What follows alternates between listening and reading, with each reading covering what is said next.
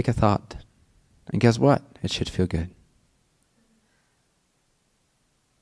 Get into the habit of feeling good, of choosing a thought that actually aligns you to the true, infinite, abundant expression that you are meant to be. That you are, whether you know it or not. Activate that part of yourself, that God part. Pick a thought. Let the thought be profound. Let it be amazing. Let it be easeful. Let it be easy. Let it be epic. Let it be expansive. Let it be connective to who you really are. And then feel that for 10 seconds. Just 10 seconds of feeling into that vibration. Feeling into that truth until you start to smile.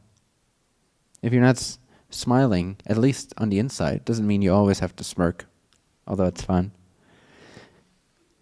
But if you're not inwardly smiling at the thought, then you've not picked the right thought. Or you're maybe in between. You choose an in-between thought, which is fine. Sometimes we get so caught up in a particular detailed experience of physical reality that all we see is limitation. And the best entrance point we have into the inner smile, the true inner glow, will be an in-between thought. Will be a thought that is slightly easier to handle, to digest, than the one that came before it. And then from that space, we bump up our frequency, and then the next set of options of thoughts that is available to us in that frequency, that range is a little wider, goes a little higher, and so we can higher. So then we can pick the next highest thought that we have access to.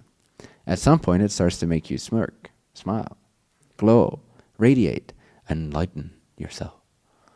You become enlightened. Oh my God. Can you imagine? Radiating, potent, positive, and by positive I mean complete picture positive God energy. Can you imagine? Can you imagine being here in this physical focus and remembering so potently, so powerfully that you are your God self? That there's not a worry on your mind because nothing can take you down. You're the strongest being in the universe. This is, after all, your universe. You're on top of the world. This is, after all, your world. You always are on top of it. You just don't realize that you are. So you create, from a place of being on top of your world, you create the sensation of not being on top of the world, but that's still created by you. You generate feeling victimized, but that's a creation, you see.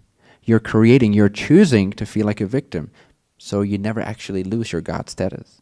It's just a process of remembering and becoming aware of what you're choosing at every moment. Hence the 2-hour challenge of taking out of your schedule 2 hours, once every minute. I'll repeat the exercise once more. For 10 seconds, every minute, for 2 hours straight, you pick a thought. You realize that you can pick a thought to begin with. You realize you can pick a thought. Hey, wait a second. I don't just have to go to through the automatic turmoil of thinking, I don't know even what I'm thinking anymore. It's just like, circumstance here, circumstance there, blah, blah, blah, until I feel nasty and limited and forgotten and abandoned and lonely and sad and depressed and grieving, and the list goes on and on and on and on and on and on and on and on and on and on and on. And so suddenly you realize you can pick your thought.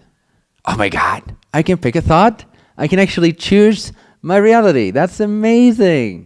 Yes, it is. You are amazing. Thank you for seeing that. And then you do that once every minute for 2 hours straight. And your life will never be the same again, because your sense of identity can never be the same again. You can never go back to before that moment, because it will be so potent. It will push that snowball off the hill, and it starts rolling.